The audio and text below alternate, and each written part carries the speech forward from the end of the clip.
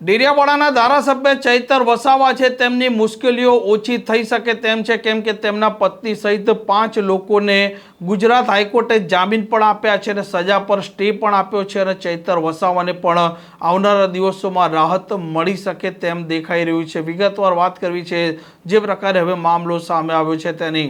વૈષ્ણવજન તો તેને કહીએ જે પીડ પરાઈ જાનાને રે।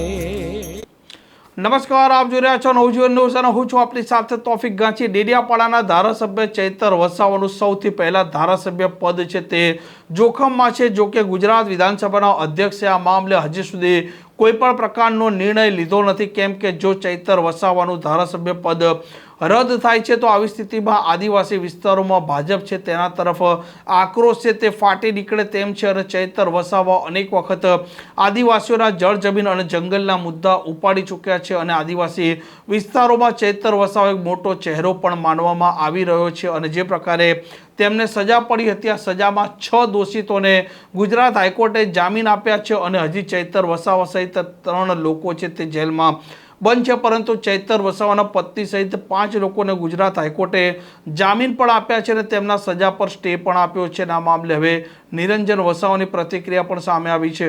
જે શકુંતલાબેન ચૈતરભાઈ વસાવા સહિત 5 ખેડૂતોના આજે જામીન મંજૂર કર્યા છે, એ બદલ અમે હાઈકોર્ટનો અમે ખૂબ ખૂબ આભાર માનીએ છીએ। અમે અગાઉ પણ કહેતા હતા કે ચૈતરભાઈ નિર્દોષ છે, આ તાનાશાહી સરકાર દ્વારા એમને ખોટી રીતે ફસાવાનો આ એક ષડયંત્ર છે।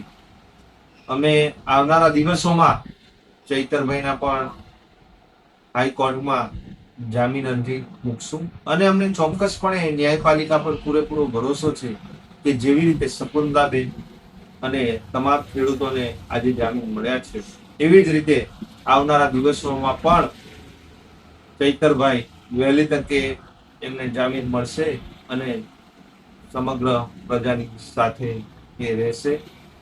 આમ ચૈતર વસાવાને લઈને હવે જે ધારાસભ્ય પદનો મામલો છે તે મામલે પણ હવે ચર્ચાઓ પણ ઉઠવા પામી છે અને આગામી દિવસોમાં ચૈતર વસાવાના જામીન પર જ્યારે સુનાવણી થાય છે તેમાં ચૈતર વસાવાને રાહત મળે છે કે નહીં તે પણ જોવાનું રહેશે। આ પ્રકારના સમાચાર માટે નવજીવન ન્યૂઝ ચેનલ સાથે જોડાયેલા રહો। નમસ્કાર।